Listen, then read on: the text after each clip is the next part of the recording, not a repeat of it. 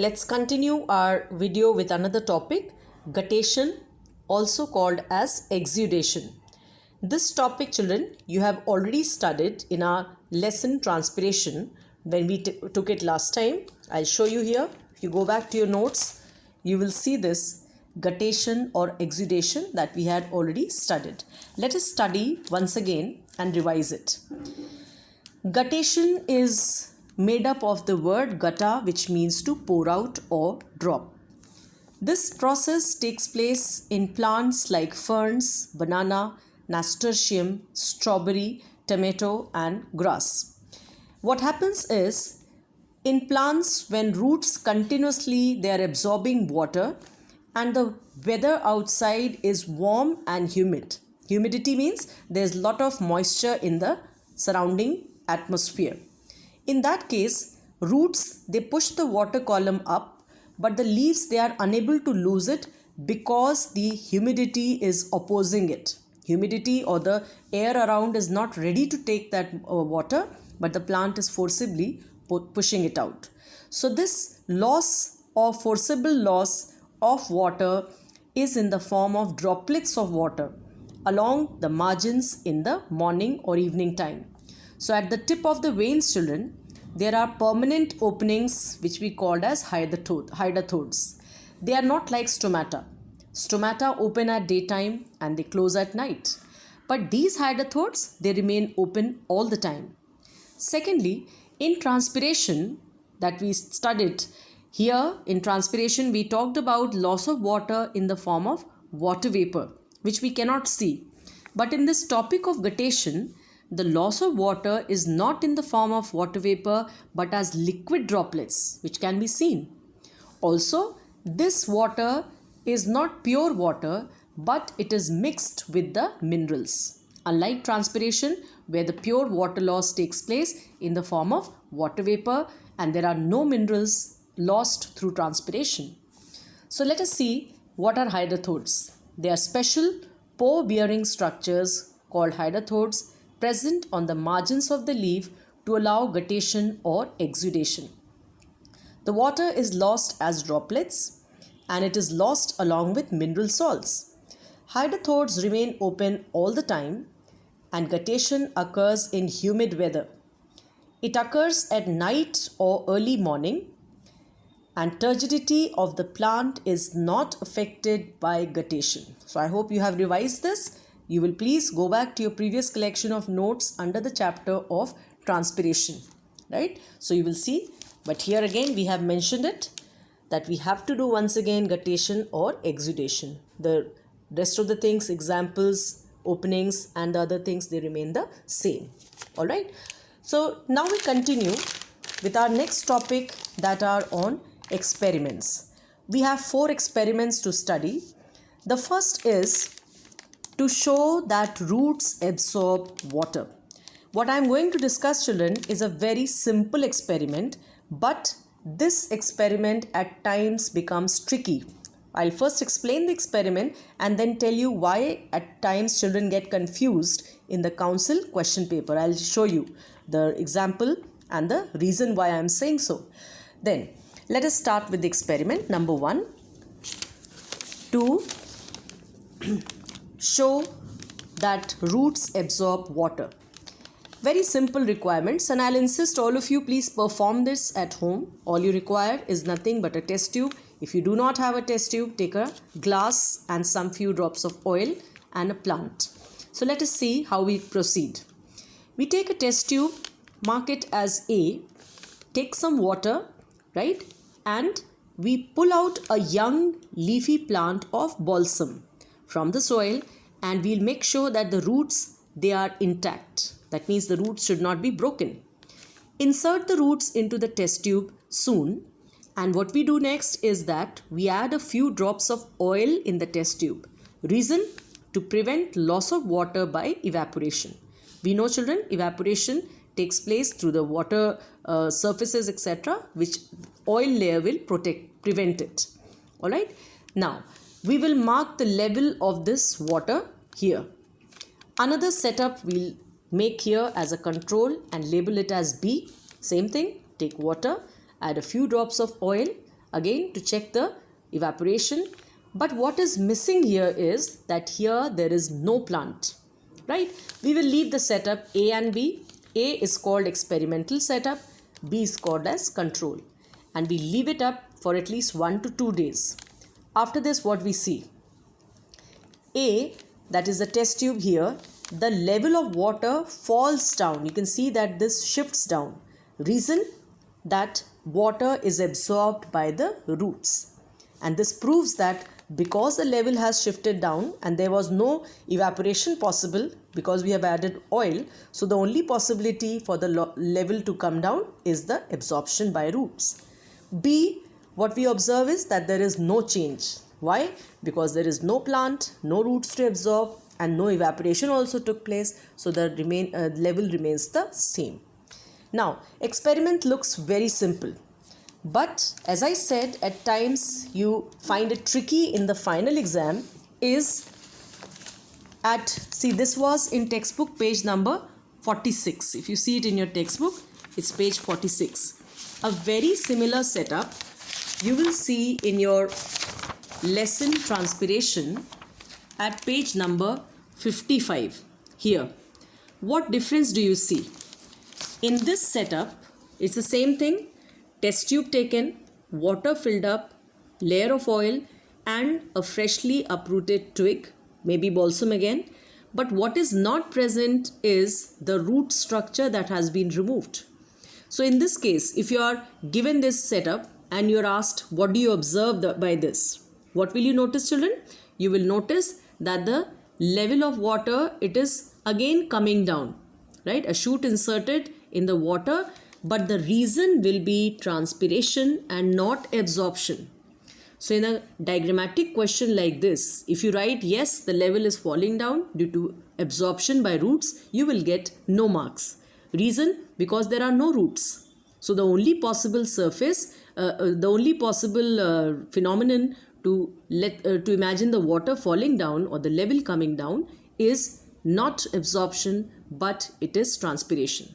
So remember, children, if it is without the roots, the phenomenon is transpiration, since there are no roots. But if the roots are there, then the phenomenon is absorption. So mark it specially, children. A similar setup, I'll show you how it is. See, one diagram given at page number 46 and the other is 55. This chapter is absorption and this chapter is transpiration.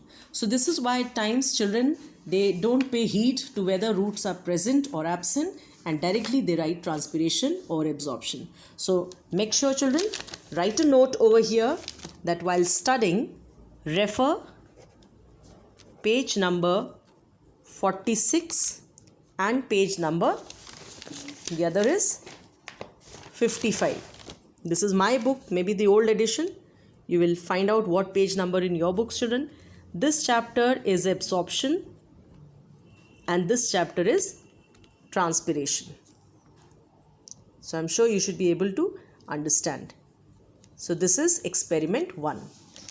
Moving on to another experiment, number 2. Here it says to show that water is conducted upwards through the xylem tissue. Again, very simple.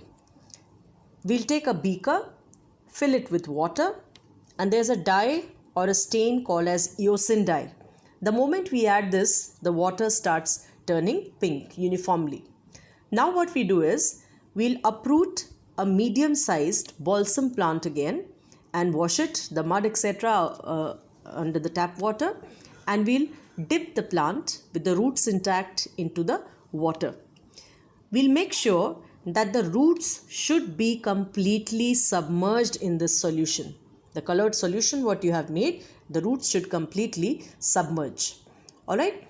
Now this setup is kept aside for 3 to 4 hours. At the end of this 3 to 4 hour time, what we will see is, we'll take out the plant, right? And then here we'll have to cut sections. A TS section, that is transverse section, by means of a razor blade or a sharp blade. We'll cut a fine section of the root, then a fine section of the stem and a very fine section of the leaf. That will be called as the transverse section. And next, what we do is we will examine the sections under a microscope. Now, to our surprise, what we will see that externally look like no change. But when you see the vessels or the structure under the microscope, you will see the xylem vessels appear distinct and red. Why? Because water has been absorbed up through the xylem. So I'll just show you in the diagram. This is given in your book at page number 48. Same examination, same experiment. Beaker, water, eosin, the balsam plant, and after the given time of 3 to 4 hours, a section is cut from the roots. You can see how a star-shaped structure of xylem is clearly stained. Then the stem, you can see the red colored xylem alternating, right? And in the leaf also, the xylem has become red. So what does this prove, children? How did it become red? It is the same colored water that was being conducted upwards, and this experiment is the same aim to prove, to show that water is conducted upwards through the xylem. So I hope this experiment is clear. Moving to our third experiment. This experiment is to show that once again the aim is same, conduction of water through xylem, but yes, there's a modification, right?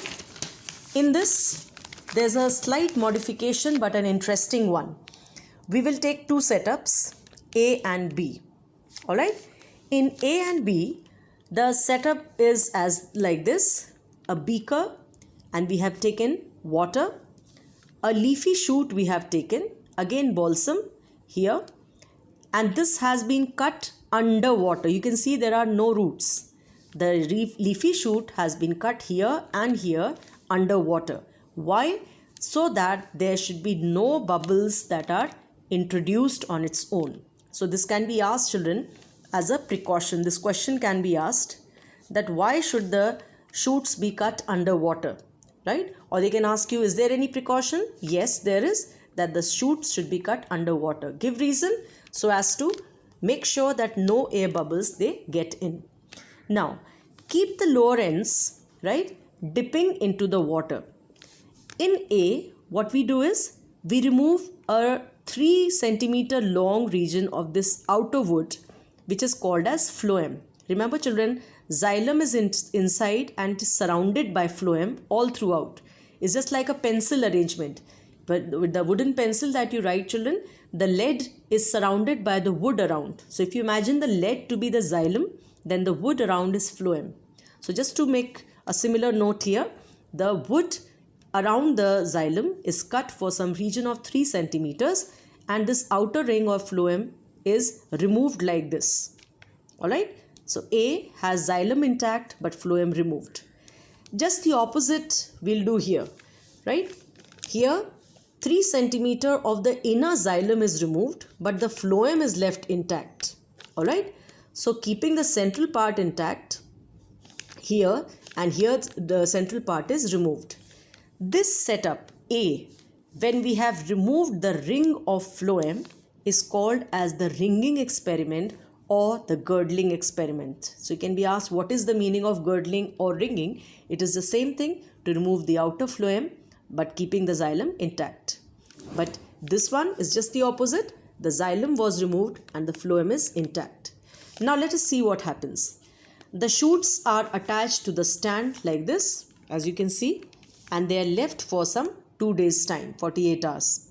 Make sure that the lower ends should be immersed into the water. What will be the result? It will be seen that in the first case, that is A, the leaves, they are turgid and they do not droop anywhere, right? They're very much turgid and they're found standing almost normally. But in the second, the leaves, they get drooped or wilted. They will show wilting and they droop down, and this experiment therefore proves that xylem is the tissue that is required to conduct water upwards.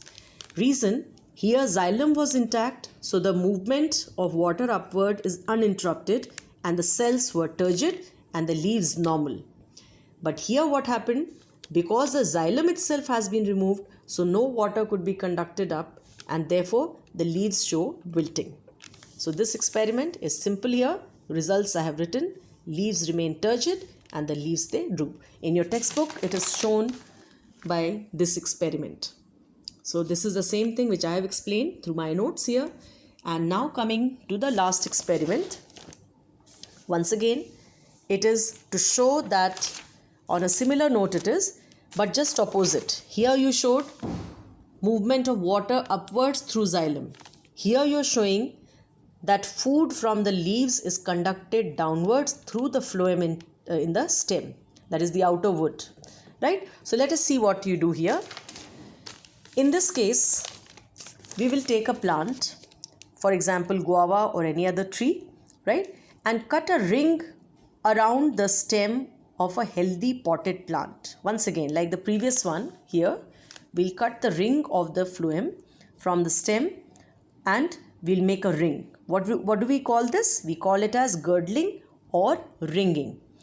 Now what we will be seeing that the sap starts oozing out from the farther end, right? The sap will start coming out and the margin of the stem, thereby the sap will be in the peripheral parts flowing in the downward direction.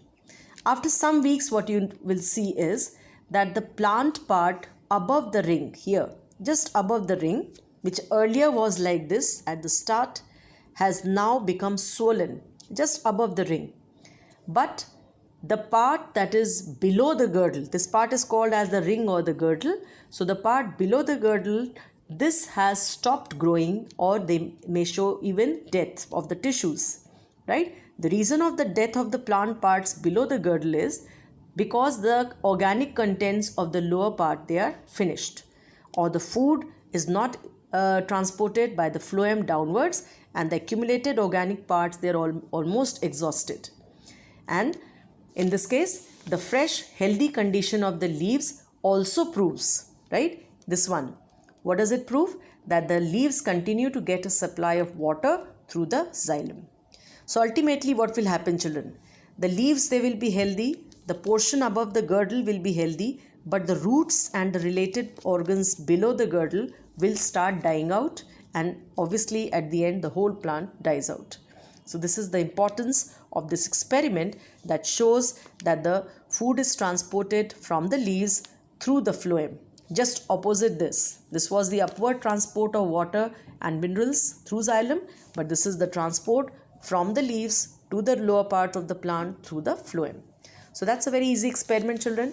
In your textbook, it is shown like this: A and B, that is the setup and starting and ending of the experiment. So today let us see what all things have been done, children. In this current video, in the previous video today, I had started with uses of turgidity. Some 5 uses I have discussed already. Then started today's, just now this video, with guttation or exudation, and 4 important experiments. First experiment was this. I have told you to make a note of a similar one from transpiration chapter, but make sure that they are different, right? So that note you will make it during your revision time, you'll revise. Second was this experiment. This is the third experiment, conduction of water through xylem, and this is the conduction of food through the phloem. This completes all the experiments on this chapter, children, and only one topic remains that we'll start next time, and after that we'll do a multiple number of questions. You may all of you go through the textbook, because I'm covering every topic here through the chapter. You can see it. If you have any queries, children, feel free to ask any amount of doubts, etc. Right? So, signing off here just now. In our next video, we'll complete this chapter on absorption. Thank you.